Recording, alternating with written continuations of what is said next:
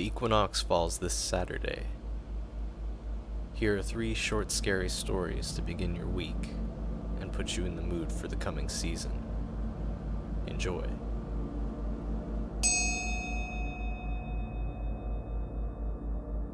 What bugged Ellen about her husband Bob was his unrelenting chirpiness. Nothing ever got him down.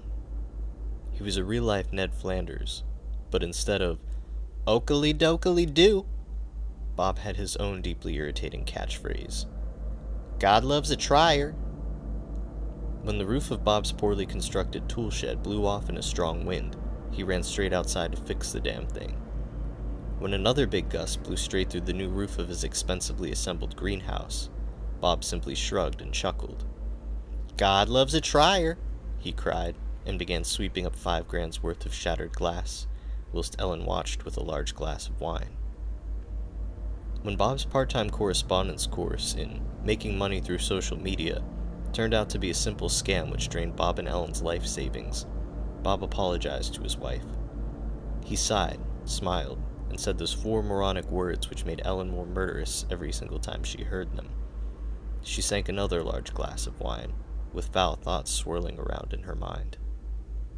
These thoughts formed into a structure as sound as the Great Pyramid, the day Ellen sent Bob to the store with one of the precious few $20 bills they possessed. Instead of returning with groceries, he came home proudly announcing that he'd handed that bill to a lovely young fella who was down on his luck. "Don't worry, honey," Bob proudly said. "He promised to pay me back double once a check he's owed arrives in the mail. And we can sure use that $40 since I lost my job last month." What drove Ellen to enact her wicked plan wasn't this latest imbecilic act, or that at the top of that grocery list was her daily bottle of wine. No, it was the fact that her mother had been right about Bob. She'd warned Ellen that Bob was a loser who'd be Ellen's very ruin. She was desperately determined not to prove her mother right, for Ellen had her pride. It was all she had, except for the large insurance policy on Bob's life. So the next wet and windy day, Ellen sent Bob up onto the roof, as those rattling tiles won't fix themselves. Sure enough, Bob fell, breaking most of his bones on the patio. Barely alive, he was able to whisper 4 simple words of comfort to his wife. But Ellen's mind was fixated on all the fine wines Bob's life was worth, so she helped him into the next world with a heavy wooden plank. Her satisfaction at silencing Bob's favorite saying forever was tempered by the cries of a young guy who'd witnessed Ellen bludgeoning her husband. A lovely young fella, with $40 in his pocket, whose testimony sent Ellen straight to death row. As Ellen's soul stood waiting before the pearly gates, her immortal heart sunk at the thought of spending eternity alongside her husband. But she was spared this fate. St. Peter pointed out that while God loves a trier, Satan has a special place for a certain kind of doer.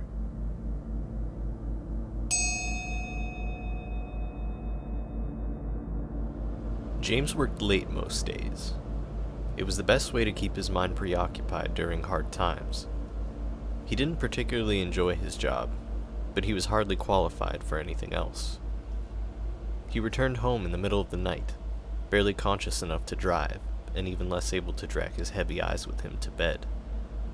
A familiar shape lay in his bed, his lovely wife, already sleeping. James snuck quietly under the covers, trying not to wake her. It was a cold winter's night, and the sheets provided little comfort from the freezing temperature. Ah, sleep. The best escape from harsh reality. Such loss was hard to come to terms with. He reached out his arm to hold around his dear wife. It was a cold touch, but James was too tired to notice. How could he have forgotten? His wife died a month ago.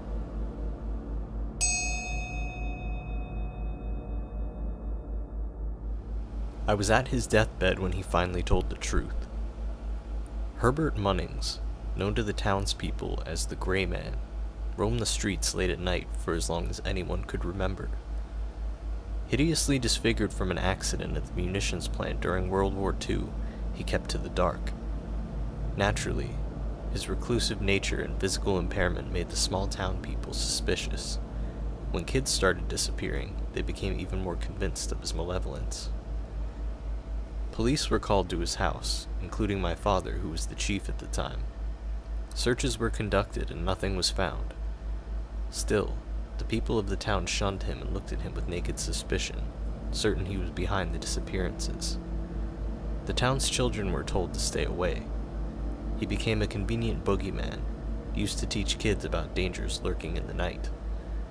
I vividly recall my mother warning me about the gray man, lest I be hauled off, kicking and screaming into the darkness.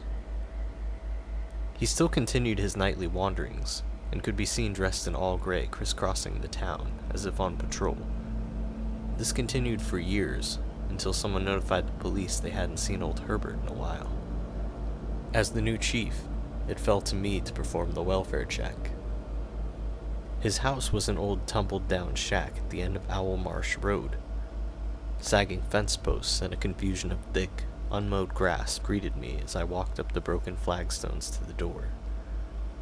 With a hand on my service pistol, I knocked.